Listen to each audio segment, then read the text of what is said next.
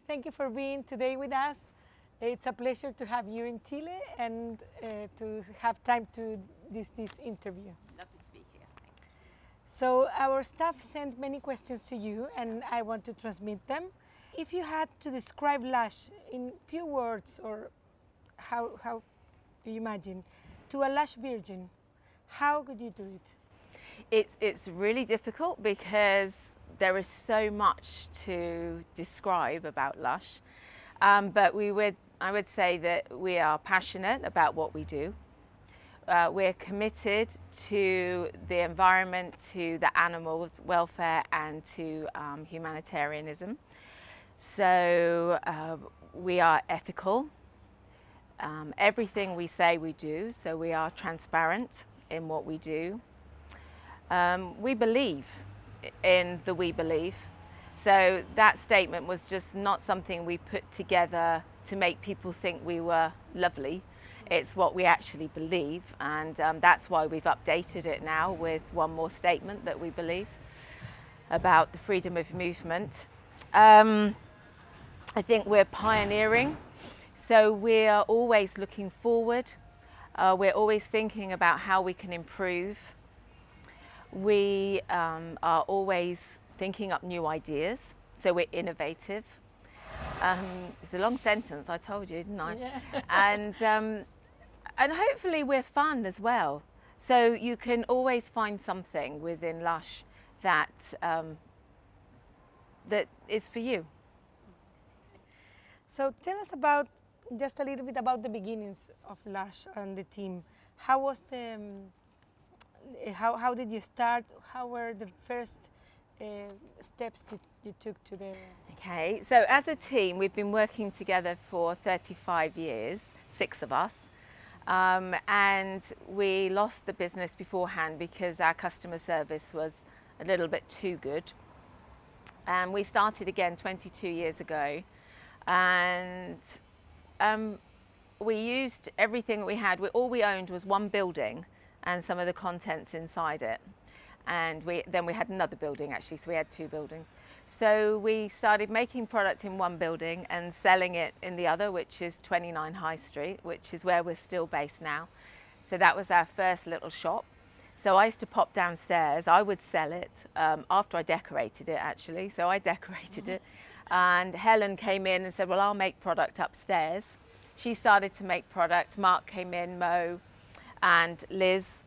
And between us, we sort of ran the shop, made some product upstairs. We probably had only 50 products on the shelf. And so of course today we have over 600. Wow. And over the past 22 years, we've invented thousands. So yeah, it was early, it was tough. But I think that when it's tough, you try harder to make things a success. If it's too easy, you're not paying attention to the fine detail. And so because we had to pay attention to detail, we didn't have money for packaging. So we started making product naked, and then we thought, actually, this is how it should be. This is much more environmentally friendly. And from those first few months, we sort of really knew what we wanted to do and how we wanted to be. And the things that we started then haven't changed. We haven't given up any of the ethics that we started with. We just keep adding more in. And we know a little bit about your story, and at the beginning you were managing a shop in London. Yes. So as a manager, what was the most difficult situation you had to front, and could you solve it? And if you had, what did you have from that experience? What did you get? I think from the experience of managing a shop, I do believe it's the hardest job in the company. Because you are on your feet all day, you're working very hard, you're running teams of people and trying to keep them happy all the time, and sometimes you don't get to think about yourself so much, and then someone is telling you to look at the figures, look at your stock, does your shop look okay, a candy shopper might turn up.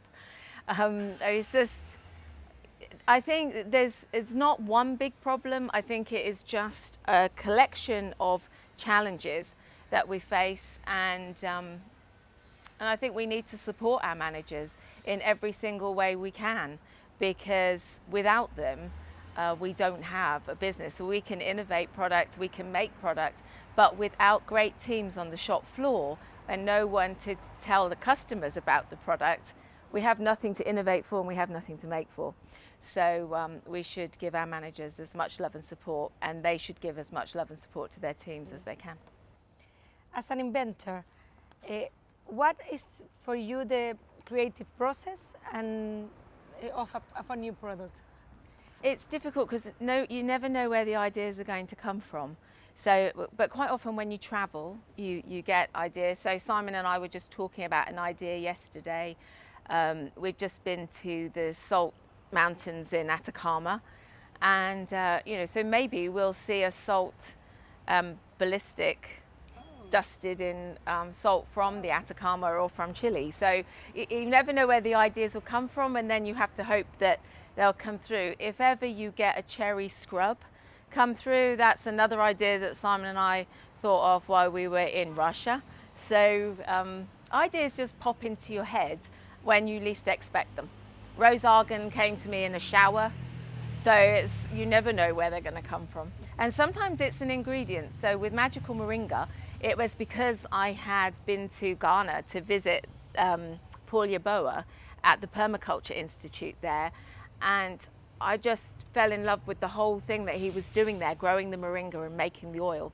And I knew that I wanted to make a product using moringa oil. And because it was magical, because they so believe in it, they put it into soap, they eat it on the food, it's an African staple. And so when I came home, I already had this moisturizer or primer base, and I immediately put the moringa oil into it. And then from remembering conversations I'd had with you about rosehip oil and how beautifying that is, so I put some rosehip oil in.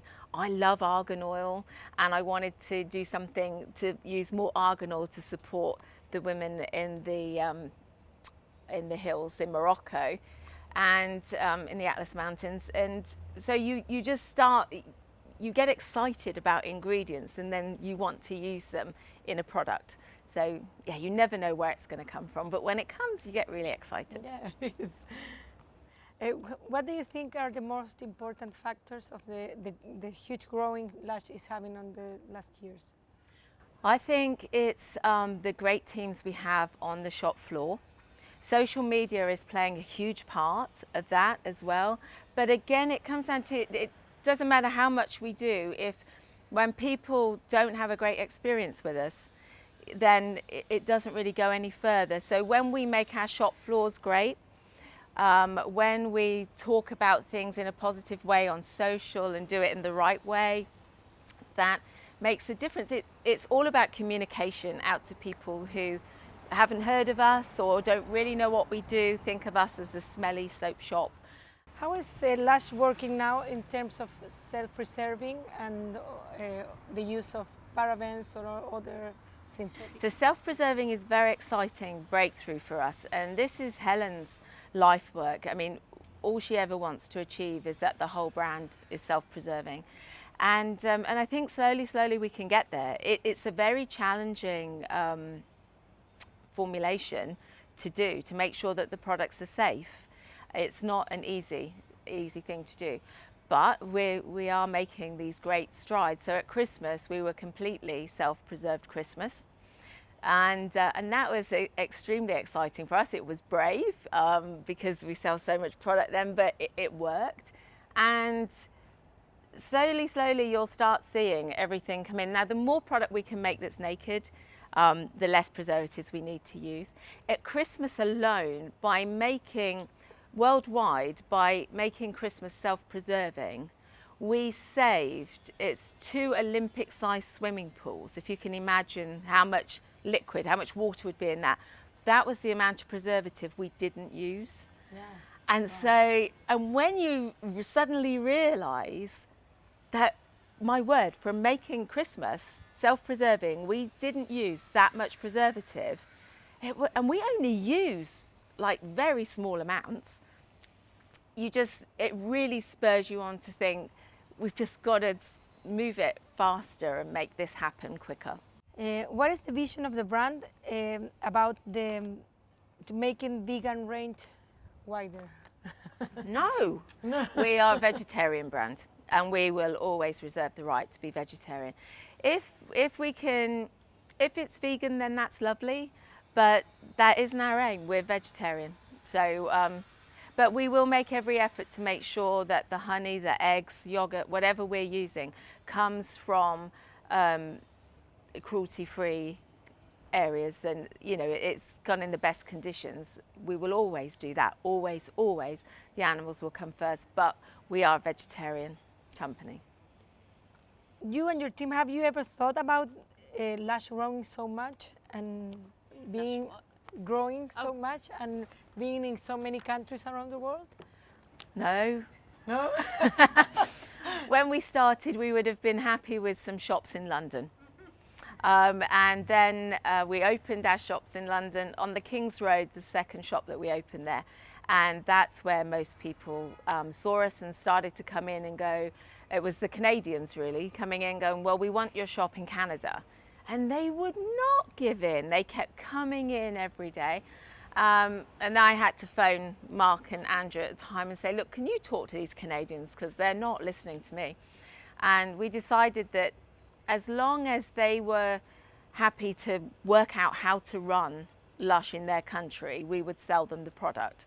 And that's really how it started. And then, of course, you and Marco saw us in Birmingham when you were students and came and talked to us. And then, 2 years later, you started opening your shops in Chile. So you were great entrepreneurs in bringing Lush to Chile, because you were the first brand to come in to have the courage to bring in a cosmetic brand inside. So yeah, well done you. As Marco said, I made him take his shoes and socks off, walk on the beach, and then welcome him into the family. So yeah, we're still hippies. So having growth on your on mind, in which way Lush is planning to cope with the sustainability of the raw materials? Well, in May this year, we're launching the Lush Spring Prize. And this is going to be £250,000 that we will award to people in the areas of permaculture and regeneration, because it's important that people are still growing our raw materials that we're going to need to use. We've bought 6,000 hectares in Peru, just as an example, where rosewood grows, to protect it from the illegal logging that's going on in the Amazon. North America's just bought a huge ranch in Guatemala where the cattle, there'll be no more cattle on the ranch, but it will be growing ingredients for the cosmetics. So it's all about thinking about what we can do to start to green the desert, to regenerate the earth, and to put more back in than we actually take out. And of course, by doing that and by supporting people that are growing the raw materials that we use, by directly buying from them, we are giving a much better life often to the people that grow it, because we're being able to give them more value for what they do, and then they then have choices in their life which most of us take for granted. And then we will be greening and regenerating areas and preserving areas that are growing the crops. So we take it very seriously. We know that we use a lot of nature's raw material, and it is on us to make sure that it's still there and we're not using it up, that we are regenerating and keeping it going. We take that very seriously. We will talk about Chile a little bit. Last year there was a study that says that the quantity of animals sold for animal testing increased enormously. And do you think there is some way for Chile to revert this situation and work with that and try to make a difference? Yes, absolutely. Here? There is ways for everyone to do that. I think supporting people that are actively working to stop the animal testing in Chile, to make it very well known about the Lush Prize that we run every year. So that will open up shortly. You should be making sure, promoting, putting the word out there, so that there will be scientists, there will be lobbyists, there will be trainers, there will be people that are really actively trying to bring the animal testing to an end. We need to find them, We need to be able to give them funds to keep that work going so that they can fight and make that difference. Now, we are doing that around the Lush world all the time. That's why we started the prize. Again, that's £250,000. And it's something that, we are really adamant that we will continue until this pointless murder and torture has been stopped. So finally, Rowena, tell us, what is your main goal as a leader? I think we're all leaders. So, and I think that our main goals should be to keep our compassion at all time, to not be afraid of taking steps forward, to include people in whatever you do, and to keep things fun. It doesn't have to be serious, and the more fun you can put to balance out the seriousness, then the more believable you are. I don't know how you do it, and I don't know how you describe it. I just hope that each one of us can keep leading everyone else, and if we can lead the cosmetic industry in the way away from these synthetics that nobody understands and that could possibly be destroying the environment, and lead them away from over packaging and lead them to be more environmentally friendly, then we've done a great job as leaders. So I don't know whether that's a personal ambition or a Lush ambition, but yeah, keeping compassion with our leadership and keeping it fun. Oh, that's fantastic. Thank you, Rowena, for sharing all this with us. Thank We're you. very happy to have you here. And yes, please, let's give her a big applause. Thank you.